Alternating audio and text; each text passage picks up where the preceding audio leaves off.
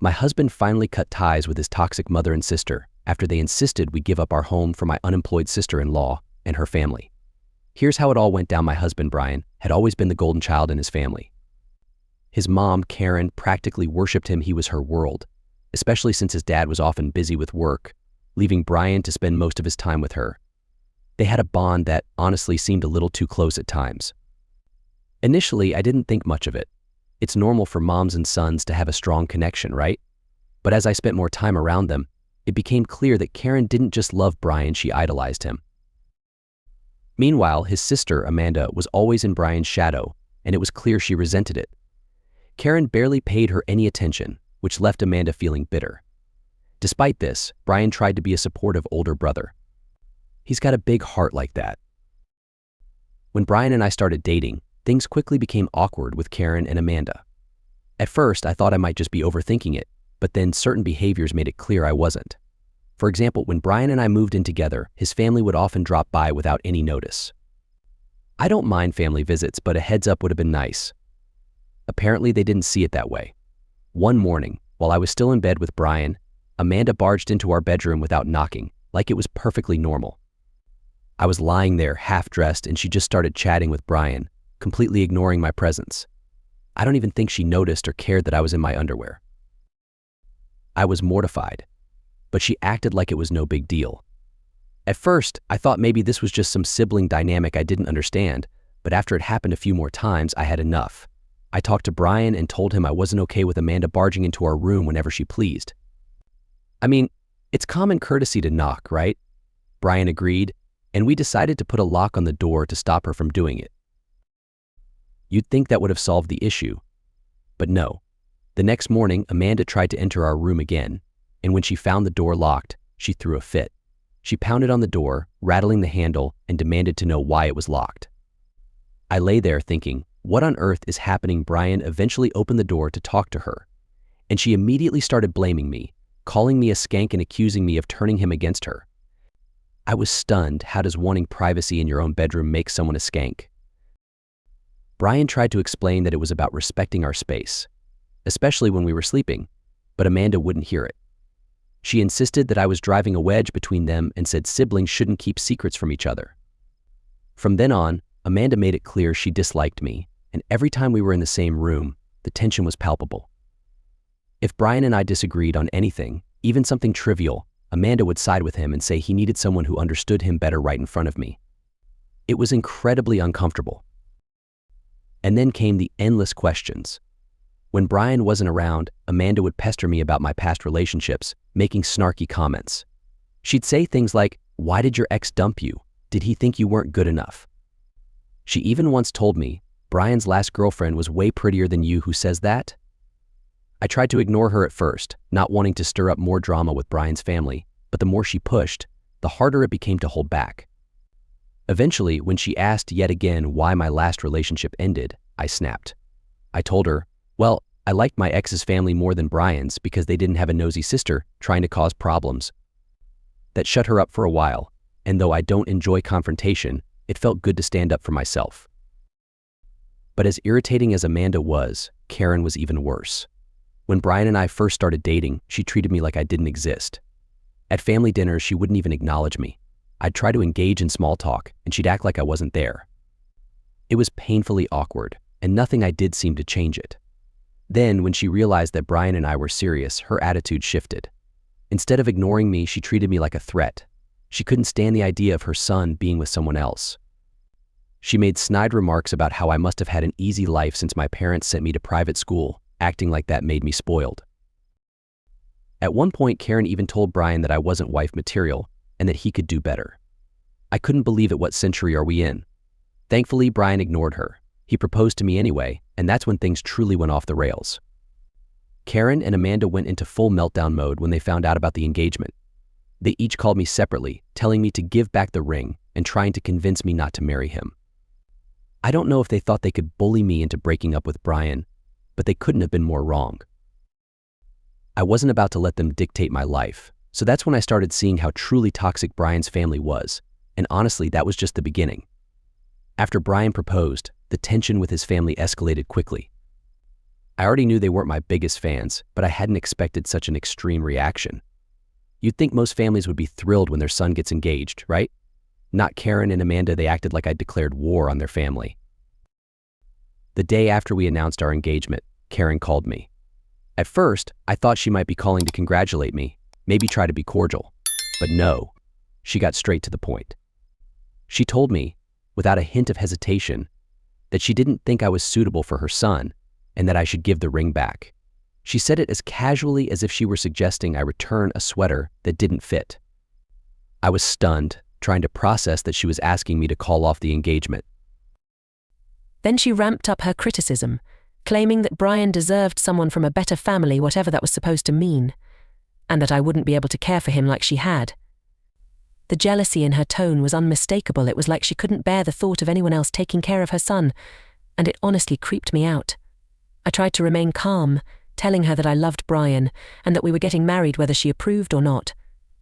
She didn't like that answer, of course, and launched into a tirade about how I was tearing their family apart and that Brian would never have proposed if I hadn't manipulated him. It was like she had convinced herself that I had somehow tricked her son into proposing. What kind of mother even thinks that about her own child? It was clear that no amount of reasoning was going to change her mind, so I ended the call, but I felt terrible afterward. I didn't want Brian to feel like he had to pick between me and his family, but Karen was making it impossible to imagine how we could all get along after that. I told Brian about the call later that day, and he was just as angry as I was. He couldn't understand why his mom couldn't simply be happy for us, and he was tired of how she treated me. He promised he would talk to her and set things right. I appreciated the effort, but I knew Karen wasn't one to back down easily. Still, Brian tried.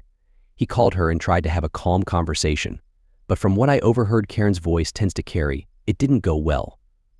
She repeated the same thing she'd told me, this time directly to Brian. She insisted that I wasn't right for him, accused me of being after his money, never mind that Brian and I both earn about the same, and warned him that he'd regret marrying me. Brian stood his ground, telling her it was his decision and that he loved me, but she wouldn't relent. Eventually, he just hung up and we sat together in silence for a while. I could see how much it hurt him. No one wants to hear their mom tear down the person they love. It put a strain between us, even though I knew Brian supported me. He loved his family, and I didn't want to be the cause of a rift between them. It was a complicated mess. But the drama didn't end there. Amanda decided to throw her 2 cents in too. A few days after Brian's call with Karen, Amanda called me out of the blue. I thought maybe she was reaching out to smooth things over, but I was wrong. She told me outright that she agreed with everything her mother had said and that I should return the ring.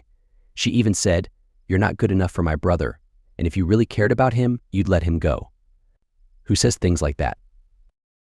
She kept going, telling me that Brian deserved someone with more class and that he was making the biggest mistake of his life by choosing me. I'd had enough. I told her that it wasn't her decision, and if she didn't like it, that was her problem. For some reason, she seemed shocked that I stood up to her. Maybe she thought I'd just roll over and take it, but I wasn't about to let her walk all over me, especially when I knew Brian and I had a strong relationship. When I told Brian about Amanda's call, he was even angrier than before. This time, he went straight to his parents' house to confront both Karen and Amanda in person. I chose not to go with him. I didn't want to be in the middle of that inevitable disaster. When he came back, he told me it was more of the same. They both stuck to their opinion that I wasn't the right match for him, and Karen even tried to guilt-trip him, saying she just wanted what was best for him. But Brian wasn't swayed. He told them that he was going to marry me, regardless of how they felt, and if they couldn't accept that, they didn't have to attend the wedding. I think that's when it finally hit them how serious he was, and they started to backtrack a bit. Karen even tried to say she was only looking out for him and meant no harm, sure, right? In the end, they backed off somewhat, but I knew it wasn't really over. Karen began acting passive-aggressively whenever we saw her, making little digs about how marriage was such a big responsibility and how I needed to look after Brian the way she had. She kept reminding me of all she'd done for him growing up, as if I somehow owed her something. And Amanda, well, she took to calling me a gold digger behind my back, real mature behavior. Things reached a boiling point when Karen insisted on planning our rehearsal dinner. I didn't want to let her handle it, but Brian thought it might help her feel included, so I reluctantly agreed. I had a bad feeling about it from the start and should have trusted my instincts, but Brian was hopeful that this could be a way to involve his mom without more drama. He thought involving her in planning might make Karen feel included, and maybe, just maybe, it would help her relax if she had some control over the event. I went along with it, thinking, what's the worst that could happen? Well, I was about to find out. The rehearsal dinner was supposed to be a simple, intimate gathering before the big day, just close family and the bridal party, enjoying good food, some laughs, and perhaps a few heartfelt toasts. I didn't expect a gourmet feast, but I thought it would be decent, especially since Karen insisted on handling everything and even declined our offer to help cover the costs, saying she had it all under control. When we arrived at the venue, it was clear from the start that something was off. The first thing I saw was cheap plastic tablecloths draped over picnic tables, and not the cute, rustic kind, more like the type you'd see at a public park or barbecue spot. It looked hastily thrown together, and I immediately started to feel embarrassed. I glanced at Brian, who had a puzzled expression, as if thinking, what is this? But things only got worse when we sat down. The food wasn't catered or even homemade. It was an assortment of fast food takeout, cold tacos, soggy burritos, and half-warm nachos laid out like a sad buffet. I couldn't believe it. We didn't expect a luxury spread, but this for a rehearsal dinner. It felt like Karen didn't care at all. She had weeks to plan, and this was the result. I tried to keep my cool, not wanting to make a scene, but then Karen arrived, smiling as if everything was perfect. She started boasting about all the effort she'd put into organizing the dinner, and I just bit my tongue. I didn't want to spoil the evening before our wedding, so I stayed quiet, but inside, I was furious. When Brian's dad, Mike, showed up a bit later, he looked just as bewildered as the rest of us. He quietly took a seat and tried to make the best of it, but I could see he wasn't happy. Karen, however, seemed oblivious to the discomfort. She kept making little speeches about how hard she worked to make the night special, and I just thought, really? Then Karen started drinking a lot. The more she drank, the louder she became, going on and on about how stressful it was for her that Brian was getting married. She kept saying things like, I can't wait for this to be over, and this wedding has been so hard on me. As if she were the one tying the knot. It was incredibly awkward, and guests started whispering and exchanging uneasy glances. I could feel my face heating up with embarrassment. At one point, she got up, nearly knocking over a plate of cold nachos, and started giving a rambling speech, thanking everyone for being there like she was hosting a grand event. Then, out of nowhere, she broke down in tears, full on sobbing. She began talking about how she was losing her son and how she hoped I'd take care of him since she wouldn't be able to anymore. I just sat there, stunned, while Brian tried to calm her down, but she wouldn't stop. It was a complete meltdown. Mike eventually had enough. He walked over to Karen and gently but firmly told her it was time to leave. She tried to argue, still crying, but Mike wasn't having it. He practically had to escort her out, with her stumbling and sobbing the entire way. The whole room went dead silent after they left. I couldn't believe this was how our rehearsal dinner turned out. Brian and I sat there, both of us completely mortified, while our guests awkwardly tried to pretend nothing had happened. Amanda wasn't much help either. She tried to justify Karen's behavior, saying she was just emotional about her baby boy getting married. But I didn't buy it. This wasn't about emotions. This was Karen making everything revolve around her, turning our wedding into her personal drama. After the dinner, when we got home, I told Brian straight up that I was worried about what his mom and sister might do at the wedding. If they could ruin a simple rehearsal dinner, who knew what they might try to pull on the actual day? Brian tried to reassure me, saying his dad would keep them in line, but I wasn't convinced. I appreciated his effort to stay positive, but after that fiasco, I didn't want to take any chances. I was also frustrated that Brian didn't seem to grasp how serious the issue with his family had become.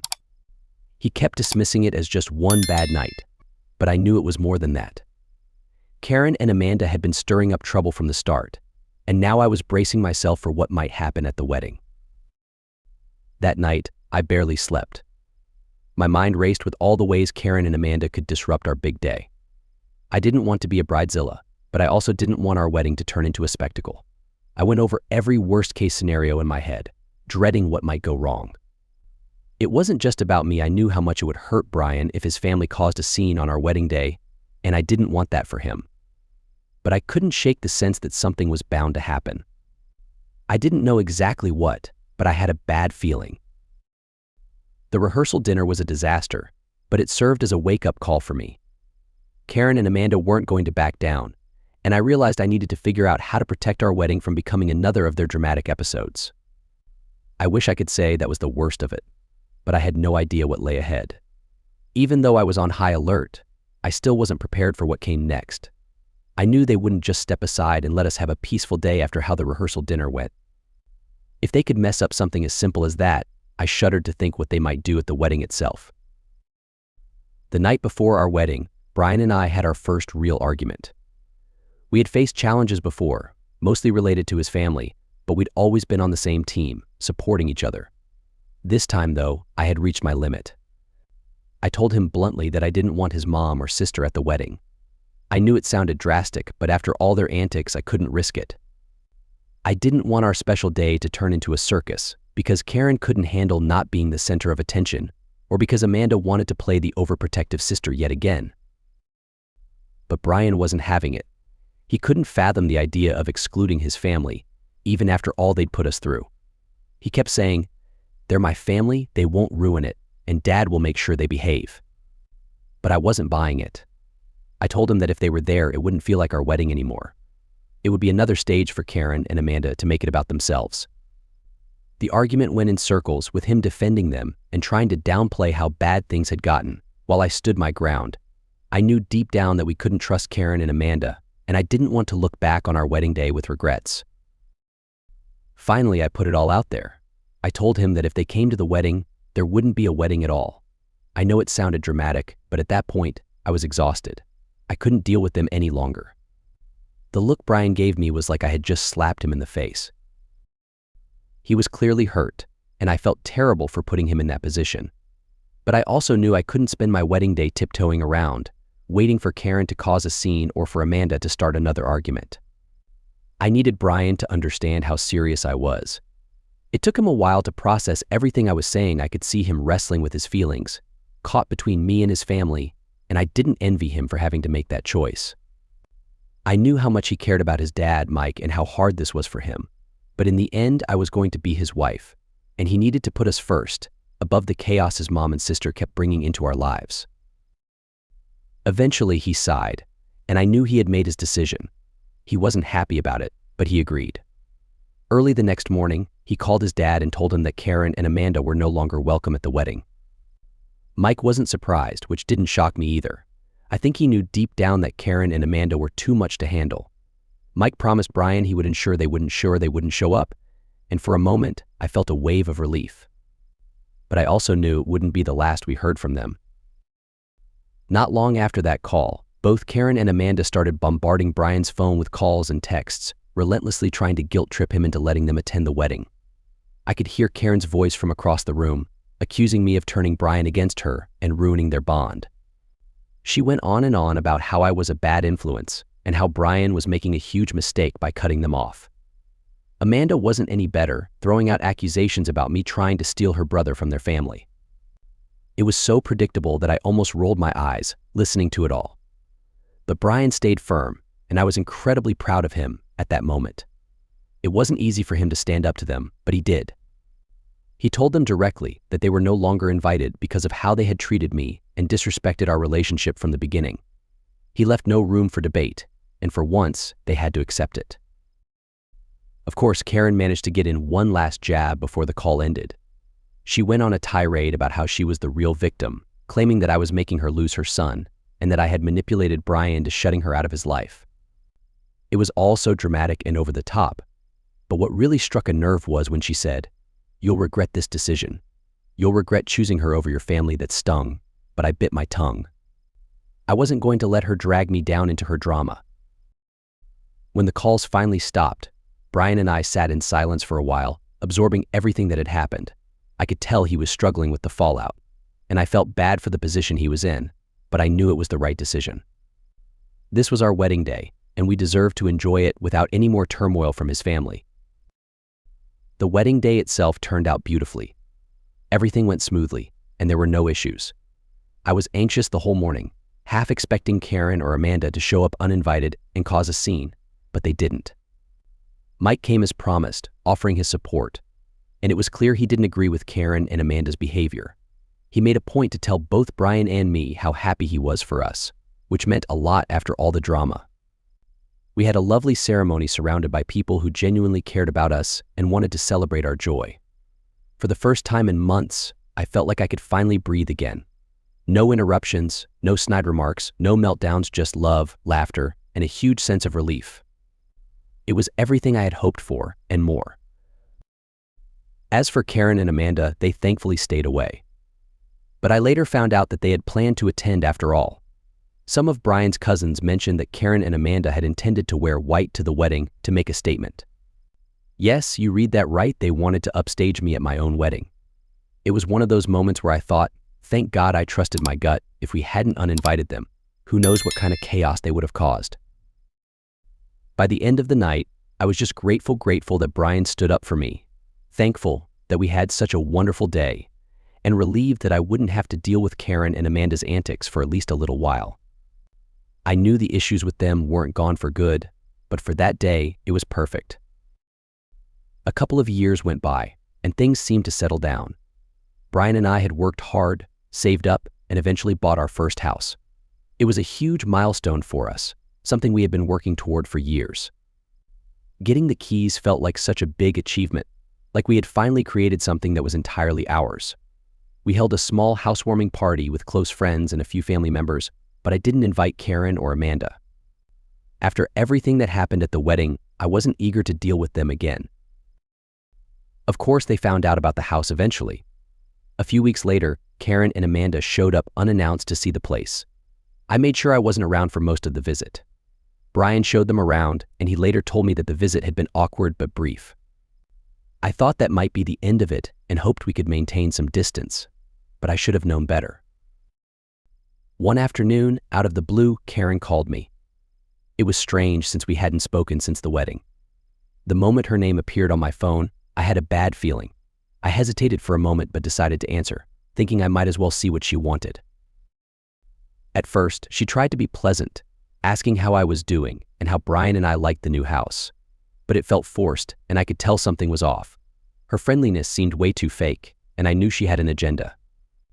Then she dropped the real reason for her call. She told me that Amanda was pregnant again, expecting her 6th child, and that because Amanda's family was struggling financially, Brian and I should give them our house. I was stunned. For a moment, I sat there in silence, wondering if she was joking or if I'd misheard. So I asked her directly, "Are you serious?" And Karen, without missing a beat, said yes, she was completely serious. She went on about how Amanda's home was too cramped for her growing family and how it only made sense for Brian and me to give up our place since it was just the two of us. I was in disbelief. I asked her why she thought we should just hand over our house, and then she hit me with the real kicker. She claimed that Brian had already agreed to it. That set me off because I knew without a doubt that it was a lie. Brian and I always made decisions together, and there was absolutely no way he would have promised something like that without consulting me first. I felt my anger rising as I told Karen directly that this was our home, one we had worked hard to purchase, and we had no intention of giving it up to anyone. I made it very clear that Brian and I made all choices as a team, and he would never make such a big promise without discussing it with me. But of course, Karen wasn't having any of it. She began yelling, claiming it was my duty as a daughter-in-law to accommodate Amanda and her kids. Seriously? Since when did it become my job to solve Amanda's financial troubles? At that point, I was done with her nonsense. I sarcastically suggested that if Karen felt so strongly about helping Amanda, she could go ahead and cover our mortgage for us. After all, if Amanda and her family were going to live here, someone needed to handle the bills, right? Karen was livid, shouting that it wasn't her responsibility and accusing me of being selfish and unreasonable. But honestly, her audacity left me speechless. I couldn't believe she thought she could bulldoze over us and demand that we just hand over our house. Once she finished her rant, I calmly told her the conversation was over and hung up. When Brian got home that evening, I immediately filled him in on what had happened. He was outraged. He hadn't heard anything about this supposed agreement, confirming exactly what I knew. There was no way he would ever agree to give up our house, especially without talking to me first. He called his mom right away, and I could hear the frustration in his voice as he confronted her. Karen tried to backtrack, but Brian wasn't having any of it. He made it clear that Amanda's problems were not our responsibility and that giving up our home was out of the question. End of discussion. After that call, the tension between Brian and his mom grew even more strained. But honestly, I didn't mind. I wasn't going to let anyone guilt us into giving up something we had worked so hard for. It just proved, once again, how entitled Karen and Amanda were. They acted like Brian and I existed solely to fix their problems, and I was done playing that game. From that moment, I realized we needed to establish some serious boundaries. If Karen and Amanda were going to keep pulling stunts like this, they had to learn there would be consequences, even if it meant cutting ties with them again. About a week later, Karen and Amanda decided to take their tactics to a new level. I guess they thought that showing up at our house unannounced might change Brian's mind. They came banging on the door, demanding to be let in, as if they had every right to invade our space whenever they wanted. I could hear Karen shouting through the door, hurling insults at me, with Amanda right behind her, accusing me of taking Brian away from their family. But I stood my ground. I didn't open the door, telling them firmly through the door that they needed to leave. This was our home, not theirs. The nerve they had, thinking they could just force their way back into our lives, was unbelievable. They continued pounding on the door, yelling and making a scene, but I refused to engage any further. Not long after, Brian arrived home, and when he saw what was happening, he was furious. Without hesitating, he went straight to the door and told them clearly that if they ever showed up at our house like this again, we would call the police. They seemed stunned by how firm he was, and they finally left, but not before throwing a few last-minute insults my way. Since that day, we've had no contact with Karen and Amanda, and honestly, I don't miss it one bit. It feels like a huge weight has been lifted off my shoulders. For the first time in ages, Brian and I can focus on our life together without the constant interference from his toxic family. No more passive-aggressive texts. No more guilt trips, no more drama. Just peace. It hasn't been easy for Brian, though. I know he still cares deeply for his mom and sister despite everything, but he's come to understand that loving them doesn't mean he has to let them walk all over us. Establishing those boundaries has strengthened our relationship and given us the space we needed to breathe and build a life together. I don't know if we'll ever have a relationship with Karen and Amanda again, but for now, I'm just grateful that Brian and I are finally free from the chaos they brought into our lives. It feels like we've taken control of our own story, and I wouldn't trade that for anything.